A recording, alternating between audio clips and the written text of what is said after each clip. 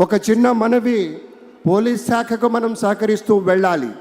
మధ్యలో కొన్ని దారులుగా ఏర్పాటు చేసాం, కొన్ని సెగ్మెంట్గా ఏర్పాటు చేసి దారి విడిచిపెడితే ఆ దారిలో కూడా కొంతమంది అడ్డుగా నుంచున్నారట.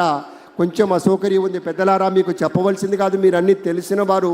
దయచేసి ఆ దారిని విడిచిపెట్టి మిగతా ప్రాంతంలో మీరు కూర్చోండి, కార్యక్రమాన్ని చూడండి అనేటువంటి మాట మీతో మనవి చేస్తూ, ఏళ్ల తరబడి ఎదురు చూసినటువంటి ఒకానొక విశేషానికి ఫలితంగా సమాజ చలనాలకు దర్పణల్లా ఒక సత్య దీక్షతోటి, సత్యానుశీలనతోటి ఒక దివ్య స్వప్నం అలా టీవీలో కనపడితే చాలు, ఒక్కసారి మనం ఎన్నుకున్నటువంటి నేతలు అలా కనపడితే చాలు, జనమంతా తమ యొక్క చేతుల్లో ఉన్నటువంటి ఆ వివిధ పతాకాలతోటి అద్భుతమైనటువంటి రీతిలో అనుభూతి చెందుతూ స్వాగతం చెప్తూ ఉన్నారు.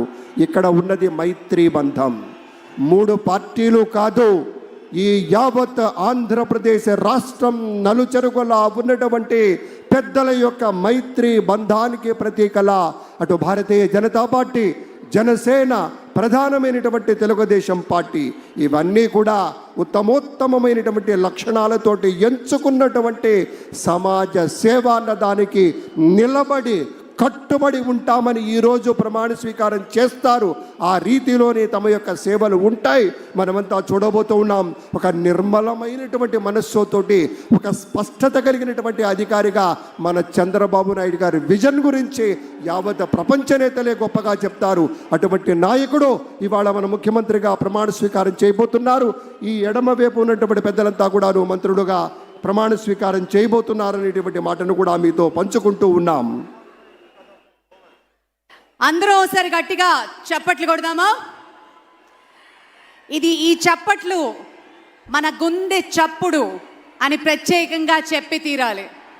ప్రత్యక్షంగా వీక్షిస్తున్న వారు, పరోక్షంగా ప్రపంచ వ్యాప్తంగా ఈ కార్యక్రమాన్ని వీక్షిస్తున్న ప్రతి తెలుగు వారికి మన గుండె చప్పుడు వినే విధంగా, వినిపించే విధంగా కొడదాం.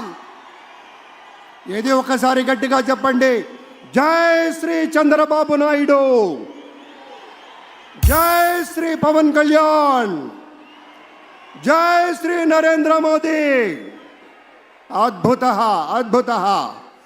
ప్రజలు పెట్టుకున్న విశ్వాసాన్ని నిలబెట్టుకుంటూ శ్రీ నారా చంద్రబాబు నాయుడు గారు వేసే అడుగులు ఈసారి మరింత బలంగా ఉండబోతున్నాయి.